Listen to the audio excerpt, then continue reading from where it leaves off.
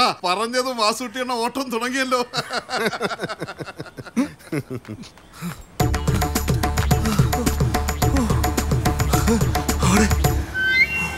വാസുട്ടിയണ്ണ ഒന്നും പറയണ്ട, ഞാൻ പറയാം. വണ്ടി നിന്നു.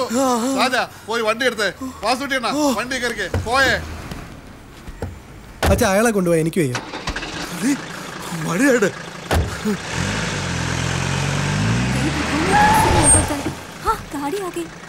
ഇത് അവന്റെ വണ്ടിയാ.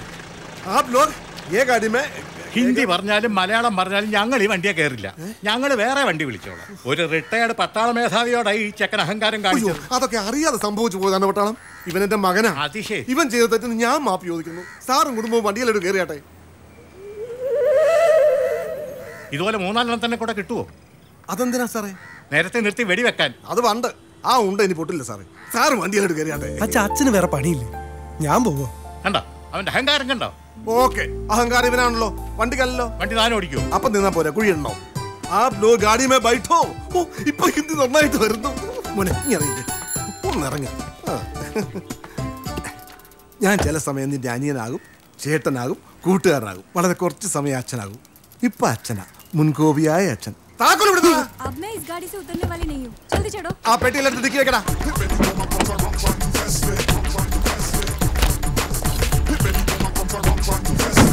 നിന്റെ ഏട്ടനാ കിടക്കുന്ന അച്ഛന്റെ മൂത്ത സന്തതി മിണ്ടാപ്രാണിയാ, സൂക്ഷിച്ചോണേ.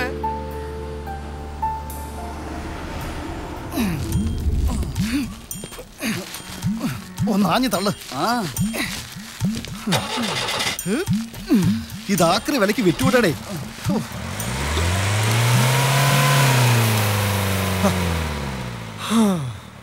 താങ്ക് യു ചേട്ടാ. ടൗണിൽ ഏത് വഴി പോയാലും ഈ വണ്ടി കണ്ട ഒന്ന് തള്ളേണ്ടി വരും. ഇന്നൊരു വ്യത്യാസമുണ്ട്. അച്ഛന് പകരം മകൻ. ഇത് കൊണ്ട് കളയാൻ പറഞ്ഞ അച്ഛൻ കേൾക്കില്ല. നാട്ടുകാർ എന്നോട് നിന്നെ കൊണ്ട് കളയാൻ പറഞ്ഞാൽ ഞാൻ കേക്കോടാ എന്നാ അച്ഛൻ ചോദിക്കുന്നു. ശരി ശരി, ഞങ്ങൾ പോയി ഈ 2 ബുൾസൈ അടിക്കട്ടെ. ഓ ശരി ചേട്ടാ.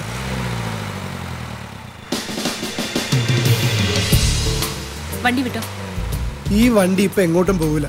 ഞാൻ വീട്ടിൽ പോവാ. എനിക്കും വീട്ടിൽ പോവാനാ. അതാ പറഞ്ഞത് വണ്ടി വിടാൻ. ഇത് എന്റെ വീട്ടിലോട്ടാ പോകുന്നത്. വേറെ വണ്ടി വിളിച്ച് പോയാ എന്താ?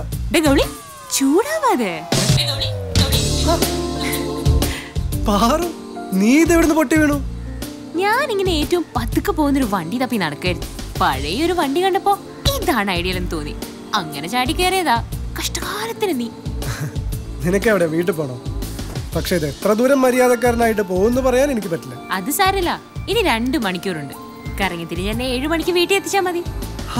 അങ്ങനെ സംഭവിക്കട്ടെ എന്ന് പ്രാർത്ഥിച്ചുകൊണ്ട് നമുക്ക് ചലിക്കാം. നീ ഇറങ്ങി മുമ്പിലോട്ടിരി. നിന്നെ ശരിക്കും ഞാനൊന്ന് കാണട്ടെ. നമ്മൾ കണ്ടിട്ട് ഇപ്പൊ 1 വർഷമായി കാണും അല്ലേ? ആ ശരിയാ. വെറുതെ തമാശക്ക് ഞാനൊരു കഥ പറയാം. എന്താ ഇത്? പണ്ട് പ്രേം നസീറിന്റെ ഒക്കെ സിനിമയിൽ കാണുന്ന പോലെ പഴയ സുഹൃത്തുക്കൾ കണ്ടുമുട്ടുന്നു. ഒരുമിച്ച് ഒരു കാറിൽ യാത്രയാവുന്നു. ഒരു കൊടുങ്കാറ്റിൽ വെച്ച് കാർ ബ്രേക്ക് ഡൗൺ ആവുന്നു. ഒപ്പം ഇടി വെട്ടിയുള്ള മഴയും. പെട്ടെന്ന് റാന്തലുമായി ഒരു വാച്ച്മാൻ വരുന്നു. അയാളോട് താമസിക്കാൻ സ്ഥലം കിട്ടുമോ എന്ന് ചോദിക്കുന്നു. ഒരു ഗസ്റ്റ് ഹൗസ് ഉണ്ടെന്ന് അയാൾ പറയുന്നു. ബോംബല്ല മോളെ, ബ്രേക്ക് ഡൗൺ ആവുന്നതിന് മുമ്പുള്ള സിഗ്നലാ. കഥയുടെ തുടക്കത്തിൽ പറഞ്ഞത് സംഭവിച്ചു. ഇനി എന്ത് ചെയ്യും? ഇനി ഇവൻ എങ്ങോട്ടെങ്കിലും തള്ളി മാറ്റിയിടാം.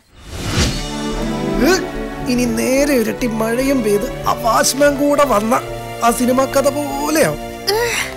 പഠിക്കുന്ന കാലത്ത് നീ വലിയ അലമ്പല്ലായിരുന്നു. മനുഷ്യന് മാറ്റം എപ്പോ വേണമെങ്കിലും വരാലോ. ഈ ബ്രേക്ക് ഡൗൺ സ്വന്തം ക്രിയേഷൻ ഒന്നും അല്ലല്ലോ അല്ലേ? അതെന്തിന്? അല്ല, കഥയിൽ പറഞ്ഞ പോലെ ഇതാ ഒരു ഗസ്റ്റ് ഹൗസ്, അവിടെ ഒരു സിംഗിൾ റൂം, പിന്നെ നിന്റെ ഒരു ഇമ്മോറൽ അപ്രോച്ച്. മതി മതി, ഇത് പെമ്പിള്ളേരുടെ ഒരു ചീപ്നെസ്സാ. കൂടുതൽ ചിന്തിച്ച് വിഷമിക്കണ്ട. ഞാൻ അച്ഛനെ വിളിക്കാം. പെട്ടെന്ന് എത്താൻ പറയാം. മണിരത്നം പുതിയ പടം എടുക്കുന്നു. തൃഷയാണ് ഹീറോയിൻ. ന്യൂ ഫേസ് അന്വേഷിച്ചോണ്ടിരിക്കുക. ഞാൻ പറഞ്ഞിട്ട് നീ പോയി കണ്ടാ മതി. വളരെ വളരെ മുറുക്ക് കൊണ്ടുവന്നിട്ടുണ്ട്. എടുക്കട്ടെ സർ? എടുക്ക്. നല്ല ടേസ്റ്റാ സർ.